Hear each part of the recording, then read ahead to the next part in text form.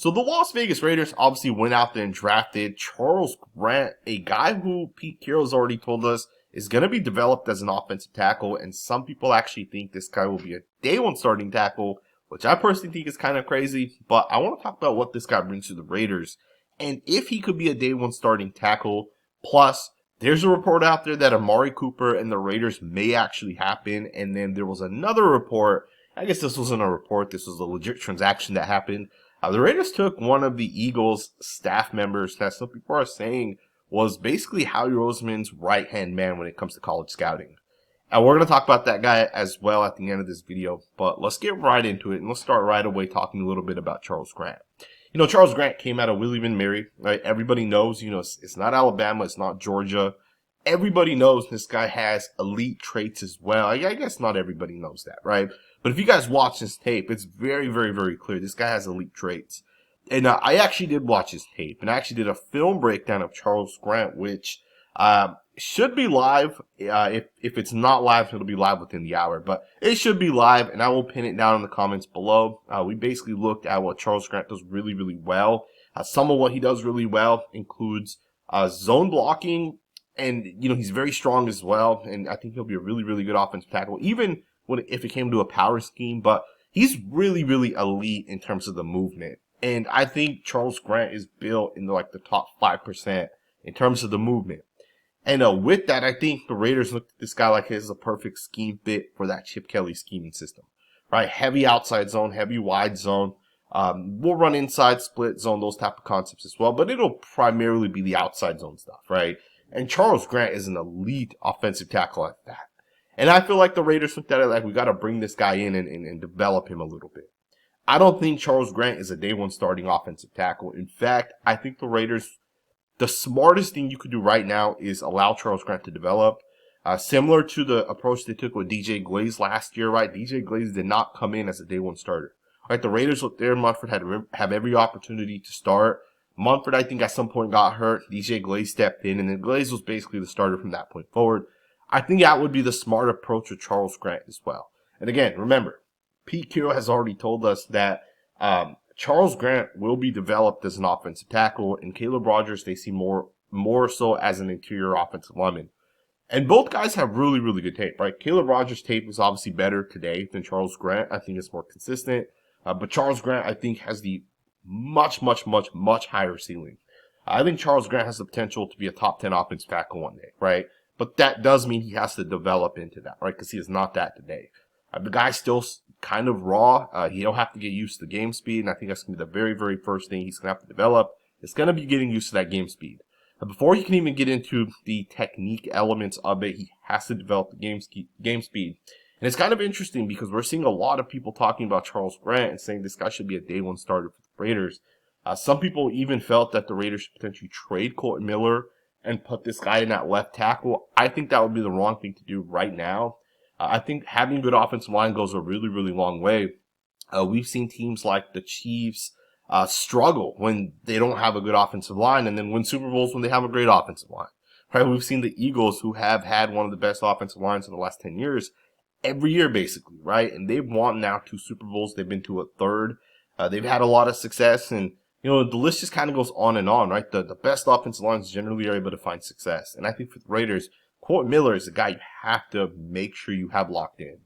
I think for the next 5 years, Kolton Miller should be the starting tackle of the Las Vegas Raiders. And I think Charles Grant should be developed mostly as a right tackle. And I think between him and DJ Glaze, one of those guys can figure out the starting position. At least this year, it'll probably be DJ Glaze. But let those guys battle it out at right tackle. And, the best player will eventually win that job. And I think for the Raiders, that puts you in position where the loser of that can then develop as a guard. Then you have Caleb Rogers, and you have some other guys that can kind of be backups, maybe rotate in and out. You have arguably the best guard in the NFL in Jackson Powers Johnson at center. That actually gives you a top 10 offensive line, if you guys ask me. And, I think for the Raiders to bring in a guy like Charles Grant, absolutely love it. Because the guy's tape is really, really impressive, right? Elite movement, absolutely incredible when it comes to reach blocking, right? The angles this guy takes are very, very, very impressive. But he will have to develop the technique. Not necessarily in run blocking, but as a pass blocker. I think sometimes he's a little high. I think sometimes he's a little slow at his stance. And I think his hands don't land perfectly. And then I think when he tries to like snatch guys down, the snatch move is not very effective. And I talked a little bit about in that film breakdown. But I think for the Raiders, Charles Grant will definitely be a starting tackle at some point in his NFL career. Will he become a top 10 tackle? He has to develop, because today he will not be that, right? Like I could watch Jackson Powers Johnson in college and I could tell you guys, this guy's going to be a top 5 center in the NFL. Like, it's just clear. With Charles Grant, that's not the case, right? I'll give you another example. Olu Fashanu, Darnell Wright. You can watch those guys in college and you can just tell these guys are top 10 tackles. Darnell Wright in his second year, I think, kind of proved that he's a top 10 right tackle. And I think Olu Fashanu, although he wasn't the starter going in, he took over at some point. He showed absolute elite potential as well. And I think he'll be that guy as well. Charles Grant's not that, right? So he does have to develop. And I know a lot of people are saying, like, hey, let this guy be the day one starter, trade Colton Miller. I think that would be the wrong decision at this point. But let's see what this guy can do, right? Like, can this guy actually prove himself? We'll see what he ends up being able to kind of do. Let's switch focus. There's a lot of really, really interesting information that's kind of coming out. There's a guy on Twitter who's been right so many times. You guys know this guy if you're on Twitter. If you're on NFL Twitter specifically. His name is Slick Rick. The guy has basically, he basically puts out information before it happens, right? He put it out there that both Jamar Chase and T. Higgins were signing extensions before the actual, the big guys with the Ian Rapports, the Adam Shepherds. For all those guys put it out, this guy was first to kind of put that out. And he's now reporting that Amari Cooper is considering a return to the Las Vegas Raiders. And I want to talk about this and kind of what it means for the Raiders. Now, keep in mind, this happened after the draft, right? This was not before the draft. This was not like, before they even, brought in 2 wide receivers. This was after all that, right? And I think for the Raiders, you look at this team right now, to be able to bring a guy like Amari Cooper in, I think would be actually very, very beneficial. I think the Raiders are in a really good spot, like, for the future. There's a lot of upside and there's a lot of potential. But we do have to also take a step back and realize that potential has to be reached, right? It's not just day one potential. It means superstar, right?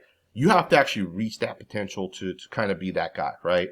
And I think right now, if you look at the Raiders, probably their top 3 guys, you look at Jacoby Myers, you look at Jack Bech, you look at Trey Tucker. 2 of those 3 guys haven't proven themselves yet, right? So if you go into this season and say 2 of the 3 wide receivers you're going to rely on haven't proven themselves, I think you're kind of going into the season not fully prepared for the other side of it, right? And I'm not saying Jack Bech won't be really, really, really good. I think he can be. But, to say we're going to only go in with Jacoby Myers and only go in Jack Bech, assuming Jack Bech is a day one star caliber wide receiver, 2 wide receivers still is not good enough, right? Sometimes teams have 3 or 4 really, really good weapons. And I think for the Raiders, the best thing you can do right now is just try to get better as an overall roster, as an overall team, right? Obviously, we have Brock Bowers, and, you got to factor that in, and you have Ashton Jeanty, you got to factor that in. But I think for the Raiders, if you really want to take this offense to the next level, you got to get a proven wide receiver that can separate. And I think Amari Cooper would be a really good player for the Raiders to potentially bring in. And I know some Raider fans are against it. But you know what? We did draft this guy at some point. And he did have success for the Raiders, right? A couple of really, really good years. 2016 was a phenomenal year for the Raiders as well.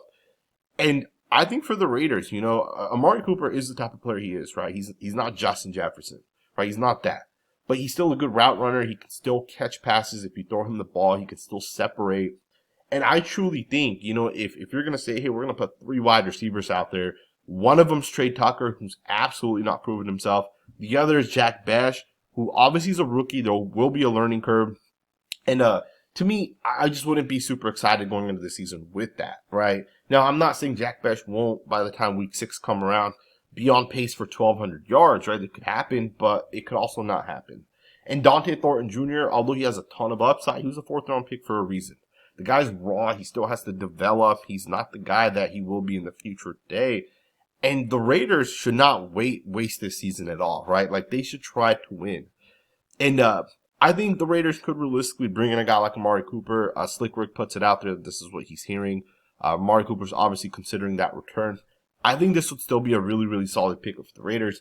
If Amari Cooper came to the Raiders, right, like today, he is arguably our best wide receiver, right? Like, him and Jacoby are kind of right there. Now, Jacoby might be better at this point in his career than Amari is. But again, Amari Cooper still runs good routes. He can still separate. And I think for a receiver like Jack Bash, who also runs fairly good routes and can separate as well, really well, I think Cooper would be a great player where he can kind of learn from, right? Kind of develop from. Cooper, don't overlook the fact that this guy has went to multiple different teams and helped develop wide receivers, right? He helped CeeDee Lamb kind of become the receiver he is. Not that he wouldn't have done it anyways, but like, he was there when CeeDee Lamb was young. He also then went to the Browns, right? And Jerry Jeudy, who a lot of people are like, he's a bust, comes over to the Browns, spends 2 seasons with the Browns. Cooper's kind of there to help him as well. I think for the Raiders, this could be definitely a good thing. Obviously, the cap dollars will be a big part of this. If he wants like $8 million, I'd be on board with it. If he wanted like $18 million, I'd be 100% out, right? So I think it comes down to the cap dollars. I do like where the Raiders wide receiver room is in terms of like the upside and the potential. I'm not 100% sure if we would go into this season and say, these guys are going to like just have it figured out and we're going to just dominate teams. We're going to put up 35 plus points. Some people do think the Raiders this year to win will have to be an offensive driven team, right? And I kind of agree to that to a point because we have so many unproven guys on defense. I'll be honest, guys, I wasn't super impressed with some of the guys we brought in on the defensive side.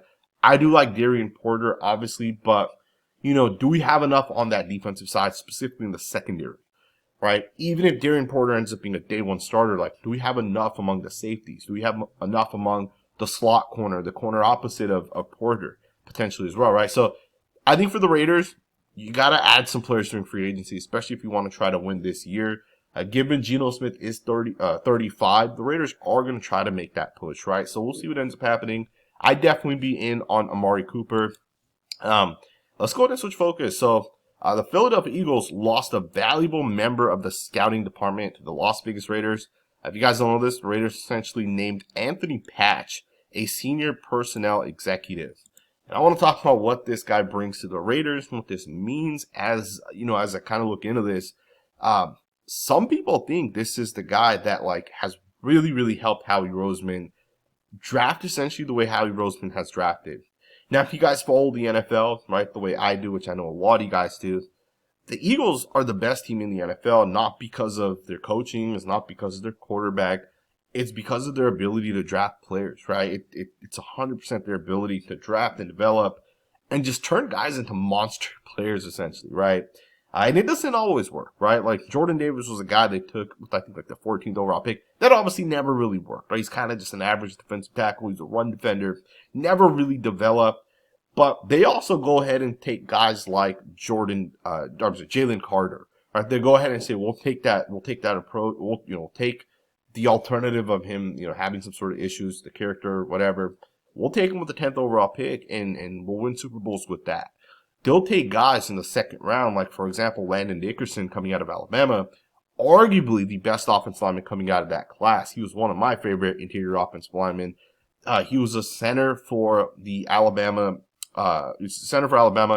came into the NFL, and these guys moved him to left guard. Now, keep in mind, he had some injury issues, but the tape was incredible, right? Like, arguably the best center tape. Creed Humphrey, Jackson Powers Johnson, Landon Dickerson. That's where that guy's tape was at. Right, and I don't say that lightly either. Apparently, Anthony Patch was one of the reasons why the Eagles have been drafting the way they've kind of been drafting. Cam Jurgens, second round pick, just got one of the highest paid centers now in the NFL. Anthony Patch, if you guys don't know this, was essentially the senior director of college scouting. Right, so he was like the senior guy. Which I didn't know you had a senior guy. I thought you just had one director of college scouting. But this guy was that, essentially, for the Eagles, right? He was the guy that was in charge of putting that board together. Making sure we're going to value this guy over this guy when the draft time kind of comes around. This was the guy for the Philadelphia Eagles. And the Raiders are essentially bringing him in as a senior personnel executive. So I don't 100% know exactly what that means. But this guy's background is mostly in scouting. And he has experience with John Spytek as well. I think 2005 through 2009, somewhere around there, John Spytek and this guy spent like 3 or 4 years together. So one of the things with the Raiders hiring Spytek is this guy has a lot of NFL experience. He's met a lot of these scouts. He knows a lot of these guys. And guys like Anthony Patch, he has a legit relationship with. And I'll be the first to tell you guys, there are guys in the NFL that are like elite at what they do. And there's a chance that Anthony Patch ends up being one of those guys for the Raiders. And I know the draft already happened and the Raiders had a fairly good draft. But just imagine what they might do next year, right? Just imagine the guys they might be able to potentially bring in. And, I'll end it with this, never, ever, ever overlook the fact that you're drafting and guys that you're scouting and guys that you're bringing in through the draft and even the UDFA pool, that is what's going to win you a Super Bowl. It's not going to be the free agents you sign because oftentimes you're paying for past production anyways, right? When you pay Christian Wilkins, although I like Christian Wilkins and I agree with the signing, generally speaking, when you pay Christian Wilkins $27 million, you're paying him for what he did in the first 5 years of his NFL career. You're not going to get necessarily the same 5 years in the next 5 years. It's not guaranteed, right? So, for example, the Eagles drafted Milton Williams, defensive tackle, I believe in the 3rd round. The guy was really, really, really good. And he was good over the course of his career, right? I cover the Eagles for the Football Scout, on the Football Scout channel. Milton Williams was solid in like year 3, really, really took off this 4th year, right? And he ended up getting like 26, 27 million a year from the Carolina Panthers, right? So, never overlooked how important drafting is. And as we're kind of talking about the draft, the UDFA pool is just as important as the draft, right? And there's one guy specifically that's been working out and has looked really, really impressive. And that's going to be linebacker Amari Gainer. This is a guy that was a UDFA for the Raiders last year. This was a guy that just showed so much upside pretty much from the day he got into the building, right? Like, I remember thinking back in training camp how the stories were coming out that, hey, Amari Gainer looks like the real deal. This guy's outproducing guys like Amari Burney, who the Raiders had picked. Tommy Eichenberg, right, coming out of Ohio State, was a 5th-round pick. We're like, this guy's going to be the starter for the Raiders. Only for Amari Gainer to be much, much, much better. And I think Amari Gainer could actually develop into a starting caliber linebacker for the Raiders. If there's one guy right now that the Raiders have among the linebackers that could start, I think Amari Gainer's the guy, right? Like among the guys that are not labeled starters, right? Because I think most people agree Devin White and Landon Roberts are going to be labeled the 2 starters, and they'll probably be the starters coming in. But I think Amari Gainer has a real shot to end up taking a lot of meaningful snaps. I mean, this guy dominated in preseason. I know it's preseason, but like he stood out as opposed to the other linebackers, right? The other guys did not stand out the way this guy did. And it's going to be interesting because this guy actually looks really, really good right now in some of these different drills and workouts and the videos that are kind of coming out. He's working out with Linebackers University, which, if you guys don't know, a lot of NFL players work out with the trainer here. I forget his name. I think it's Les. So a lot of people do work out with this guy. Amari Gainer's obviously putting that work in. He's trying to get better. He's trying to get faster, quicker, stronger.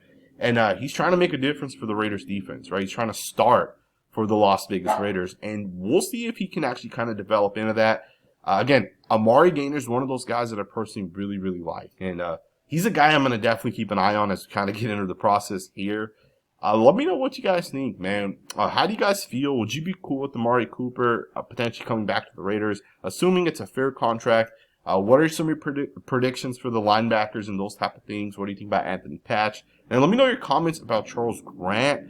Make sure you guys check that video out regarding Charles Grant. I'm going to pin it down in the comments below. Thumbs up, subscribe, and I'll see you guys next time with another video.